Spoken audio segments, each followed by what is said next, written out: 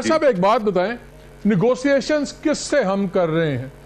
वो अफगान तालिबान के अमीर को अपना अमीर मानते हैं, पाकिस्तान की टेरिटोरियल इंटेग्रिटी वो मानते नहीं हैं। वो कहते हैं हमें आप वापस दे दें वो इलाका सारा ट्राइबल एरिया वाला, उसको हम चलाएंगे अपनी मर्जी से, हमारा निज़ाम होगा। तो पाकिस्तान का आइन नहीं मानते, पाकिस्तान का झंडा नहीं मानते, इवन जो उनकी मजहबी क़यादत और सियासी क़यादत है वो काबुल की तरफ देखते हैं, उसको मानते हैं। आपकी गवर्नमेंट फिर अब इनसे नेगोशिएशन किस बात पे कर रही है? जय हिंद दोस्तों, मैं महेंद्र शर्मा स्वागत करता हूं वन वर्ल्ड हिंदी में आपका। उम्मीद करता हूं आप खुश और स्वस्थ है। दोस्तों आइए दिखाते हैं पाक मीडिया की एक लेटेस्ट डिबेट, जिसमें कैसे डिस्कशन किया जा रहा है कि तालिबान के आने के बाद पाकिस्तान में बहुत से लोग मारे जा चुके हैं। हर दिन 2-3 आदमियों की एवरेज आ रही है कि पाकिस्तान तालिबान के द्वारा मार दिए जाते हैं। तो कहीं ना कहीं रियासत मदीना पाकिस्तान ने अपने घुटने टेक दिए टीटीपी के आगे, और अब टीटीपी की एक अलग से मांग उठने लगी है कि टीटीपी को पाकिस्तान में से अलग मुल्क चाहिए। तो कहीं ना कहीं ये टूटते बिखरते पाकिस्तान की और भुखमरी से शिकार पाकिस्तान की एक और नई समस्या ने जन्म ले लिया। तो कहीं ना कहीं आज पाकिस्तान के हालात बद से बदतर होते जा रहे हैं। तो दूसरी तरफ आतंक का जो तांडव है वो भी पसरने लगे, क्योंकि कल ही पेशावर में जो हमले हुए थे उसमें बहुत से लोगों के मारे जाने की खबर है और बहुत से लोगों के इंजर्ड होने की खबर है। तो कहीं ना कहीं इसी पे चर्चा इस डिबेट में की गई है इस पाकिस्तानी जनरलों के द्वारा। तो दोस्तों देखिए डिबेट, कमेंट में अपनी प्रतिक्रिया जरूर दें। लास्ट में आपसे रिक्वेस्ट करूंगा, चैनल पर नहीं है तो चैनल को सबसे पहले सब्सक्राइब करें, लाइक शेयर कमेंट जरूर करें। दोस्तों जय हिंद, वंदे मातरम, भारत माता की जय। दोस्तों कुछ का लाडकारी किया जा रहा है, कुछ को कहते हैं कि हम मारेंगे लेकिन मार नहीं सकते। क्या वक्त नहीं आ गया कि एक फैसला कर लें, या रियासत लंबी पड़ जाए या उनको लटा लें? बिल्कुल सही बात है। एक तो ये है कि जैसे ये तालिबान की हुकूमत वहाँ पर बनी, टीटीपी के जो तादाद है उसमें इजाफा हुआ। पहले अगर कुछ 4-5 हज़ार 6 हज़ार थे, उसके बाद काफ़ी इजाफा हुआ। कुछ तो जेलों से भी उनको रिहा किया गया। इनने शायद अफगान तालिबान से और उनकी हुकूमत से बात की थी कि ये हमारे लिए ये एक सिलसिला है, इसको ठीक करें। लेकिन उन्होंने सिर्फ ये कहा कि भाई हमारी सरजमीन इस्तेमाल नहीं होगी।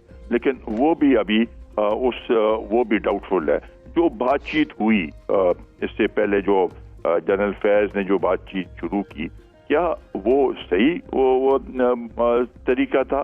क्या उसके ऊपर पहले यहाँ पर पार्लियामेंट से या पॉलिटिकल पार्टी से उसकी राय नहीं लेनी चाहिए थी कि बातचीत किससे करनी है? तो इन्होंने डायरेक्ट तालिबान से जब बात की है तो उनके हौसले और ज्यादा बुलंद हुए। तो बजाय इसके कि अफगान तालिबान को अभी लेटेस्ट हम बात जब कर रहे हैं शेरपा साहब, अभी तक जो पहली खबर आई है, अभी तक दाइश ने कहा जा रहा है कि हमने कबूल की है जिम्मेदारी। लेकिन आपको पता है ऐसे मौके पे जिस ग्रुप ने भी, हर कोई 4-4 ग्रुप्स जिम्मेदारी कबूल कर लेता है अपनी दहशत फैलाने के लिए। शिबली साहब वेरी क्विकली, मैं इस सब्जेक्ट पे सब क्विकली आपसे और जुबैर साहब से 2-2 कमेंट लेना चाहता हूँ, फिर मैं वांट टू मूव ऑन। ये मुझे बताएं कि आपकी पार्टी हमेशा डायलॉग को बड़ी दाई रहे है और खान साहब ने बड़ा क्रिटिसिज्म भी इस पर सहा। लेकिन हमने अब देखा है कि जब भी इस मुल्क में डायलॉग चला है उसमें सिवाय इसके कि टीटीपी वालों ने सिर्फ रीग्रुपिंग की है, अपनी ताकत दोबारा बहाल की है और एक नई ताकत से आके हमले किए हैं। कहीं परमानेंट पीस नहीं आई, सिर्फ स्पोरेडिक वायलेंस आता रहा है। और अब आपकी जब गवर्नमेंट थी, आप लोगों ने कुछ फैमिलीज को सेटल भी करके देख लिया, बातचीत करके भी देख ली। आज हमने पेशावर भी देख लिया। हमने पिछला पूरा 1 साल हमने देखा है, रोज़ 2 से 3 पाकिस्तानी शहीद हुए, रोज़ कोई ना कोई एक्टिविटी हुई है बलूचिस्तान और केपी में इन पर्टिकुलर। तो फिर अब वक्त क्या, बातचीत वाला एक्सपीरियंस अब फिर ख़त्म नहीं हो गया एक्सपेरिमेंट? देखें, इस किस्म की जो भी इंसर्जेंसीज होती हैं, चाहे वो खैबर पुख्तनख्वा हो या इंटरनेशनली जिन जिन मुल्कों में, खासतौर पर लैटिन अमेरिकन मुल्कों में जो होती है, ये इंसर्जेंसी नहीं है, ये इंसर्जेंसी नहीं है शिबली साहब, ये टेररिज्म है। इंसर्जेंसी इंडिजिनस किसी जेन्युइन कॉज के ऊपर से बन सकती है, ये तो टेररिज्म है। एक सेकंड ना, मुझे थोड़ा नॉलेज है साउथ अमेरिका का कि उसमें जो सिंदेरो लुमिनोसा है उनकी भी कुछ ऑब्जेक्टिव्स हैं। हमारे यहाँ रिलीजियस ऑब्जेक्टिव्स हैं, उनके यहाँ और ऑब्जेक्टिव्स हैं, पॉलिटिकल ऑब्जेक्टिव्स हैं। बेसिकली गन का उठाना ही वो है टेररिज्म है, ठीक है ना? तो okay, let's not get into semantics. मैं ये कहता हूं कि देखें जो आज पेशावर में हुआ है, सबसे पहले ये ठीक है, सबसे पहले तो जो पेशावर में हुआ है, हम सब उनके खानदानों के साथ हमारे जो है तो दुआएं भी हैं और हमारी दिली हमदर्दी भी है, और हम ये तवक्को रखते हैं कि हुकूमत इनको कोई ना कोई कंपनसेशन भी देगी।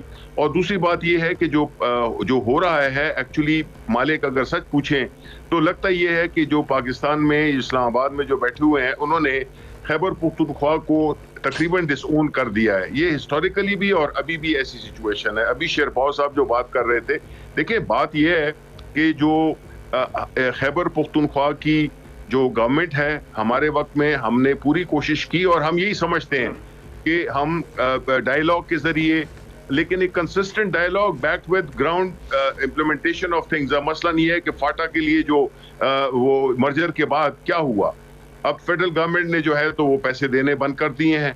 तो इस किस्म की जो एक इनकंसिस्टेंसी पॉलिसीज में आती है, और जब एक हुकूमत जाती है दूसरी आती है तो वो डिसोन कर देती है पॉलिसीज को। This is our problem. तो मकसद ये है कि जो भी होना है खैबर पुख्तूनख्वा को, उसमें अब मुझे बताएं फॉरेन मिनिस्टर किधर हैं, कितनी दफा वो गए हैं, कितनी दफा उन्होंने इस इशू को उठाया है। वो तो लंदन, अमेरिका, पेरिस और पता नहीं किन, उनसे फारिग नहीं होते हैं उनकी मसले। मेरा सवाल बड़ा सिंपल है, क्या आपके ख्याल में अब टीटीपी के साथ बातचीत बंद नहीं हो जानी चाहिए? हमने जब भी बातचीत की है उसके कुछ अर्से बाद हमने बहुत बड़ी कुर्बानियां हमेशा दी हैं। देखें, ये हमेशा ये होता है जब नेगोशिएशंस जारी होती हैं तो दोनों जो फरीक होते हैं वो अपने उसको नेगोशिएशन पोजीशन को उठाने के लिए उसमें तेजी भी लाते हैं। लेकिन ये वक्त आ गया है कि जिसमें कि हमें वो करना होगा, एक ऐसा फैसला करना होगा जिसमें कि हमें कुछ ग्राउंड में एक्शन भी नजर आना चाहिए दोनों तरफ से। अब जब ये होगा कि एक हुकूमत उसको डिसोन कर देगी जो पिछली हुकूमत ने किया है, तो फिर जाहिर है कि वो अपनी प्रेजेंस का आपको दोबारा आपको यकीन दिलाएंगे कि जी हम वी आर हेयर। और मतलब है कि एंगेजमेंट जो है वो कंसिस्टेंट होनी चाहिए, और जो भी जुबैर साहब, ठीक है, I get your point. Zubair साहब एक बात बताएं, निगोशिएशंस किससे हम कर रहे हैं? वो अफगान तालिबान के अमीर को अपना अमीर मानते हैं, पाकिस्तान की टेरिटोरियल इंटेग्रिटी वो मानते नहीं हैं। वो कहते हैं हमें आप वापस दे दें वो इलाका सारा ट्राइबल एरिया वाला, उसको हम चलाएंगे अपनी मर्जी से, हमारा निज़ाम होगा। तो पाकिस्तान का आइन नहीं मानते, पाकिस्तान का झंडा नहीं मानते, इवन जो उनकी मजहबी क़यादत और सियासी क़यादत है वो काबुल की तरफ देखते हैं, उसको मानते हैं। आपकी गवर्नमेंट फिर अब इनसे निगोशिएशन किस बात पे कर रही है, तो और क्या करनी चाहिए? देखिए, पहले कुछ फैक्ट्स को तो रिकग्नाइज करना चाहिए। जो मेरा ख्याल है हम डिनाइल मोड में होते हैं। जो अफगान तालिबान हैं और जो टीटीपी के हैं, ये लाइक ब्रदर्स हैं ऐसे। बिल्कुल। और over the last 2 decades they have shown consistent support for each other, और ये हमने हमारी एज ए स्टेट पॉलिसी एक बड़ी absurd सी रही है। हम वहाँ तो खुश होते थे जब अमेरिका के ऊपर, अमेरिकी फ़ौज के ऊपर हमले करते थे तालिबान, अफगान तालिबान, और उनको नुकसान पहुँचाते थे, तो हम सब यहाँ सेलिब्रेट करते थे। और जब टीटीपी वाले पाकिस्तानी तालिबान हमें मारते थे तो हम कहते थे ये दहशत करते हैं, हालांकि वो दोनों एक साथ थे।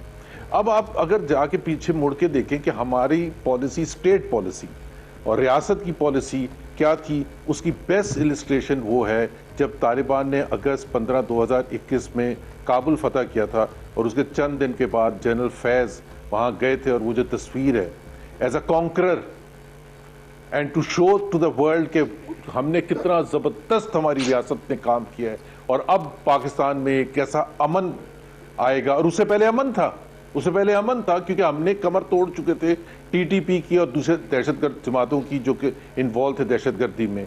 जो 2013 में एक ऑपरेशन हुआ, फिर 2017 में दोबारा ऑपरेशन हुआ।